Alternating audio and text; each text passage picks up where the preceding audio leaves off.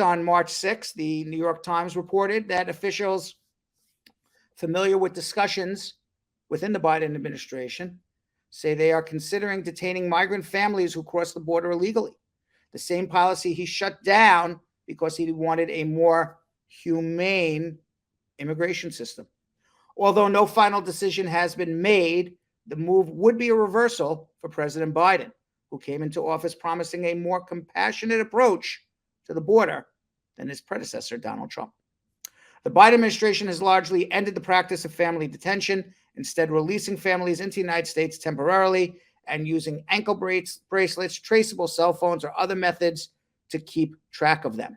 But the administration has turned to more restrictive measures as it struggles to handle a rise in migrants fleeing authoritarian governments and economic ruin in their countries.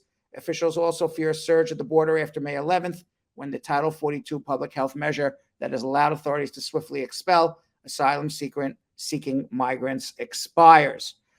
Basically, what's happening right now is they're turning people away at the border, but if you go over the fence, go under the fence, go through the fence, you are getting released and allowed to apply for asylum.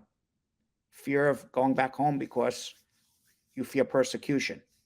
And people, sadly, or depending on what your situation is, if you had a valid asylum claim or not, it's going to take years before those asylum claims are heard. And in the meantime, people will get their work permits. So what they're trying to do is stop people from going over, going under, or going through. And that's going to be May 11th, because they're going to say, well, if you touch ground in Mexico and you're now in the United States, goodbye. You can't file for asylum anymore. So one of Biden's new measures include disqualifying a vast majority of migrants from being able to seek asylum at the southern border.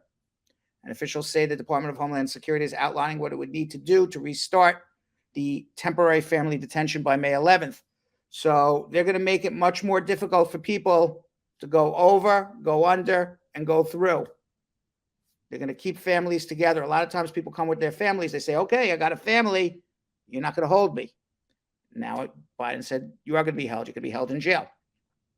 And obviously this practice is very controversial, mainly because of scientific consensus that detaining minors, even with their parents, can cause developmental damage. Family detention was also used by former Presidents George Bush, Barack Obama. They called it Barack Obama before Trump got here, the chief deportee, the commander-in-chief deportee. He deported more people than anybody until Trump showed up.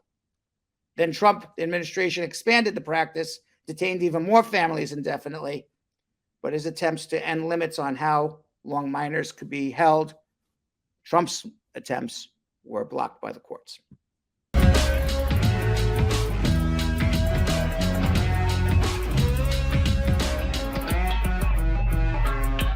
Thanks for watching. For more Brad Show Live, like and subscribe to our YouTube channel.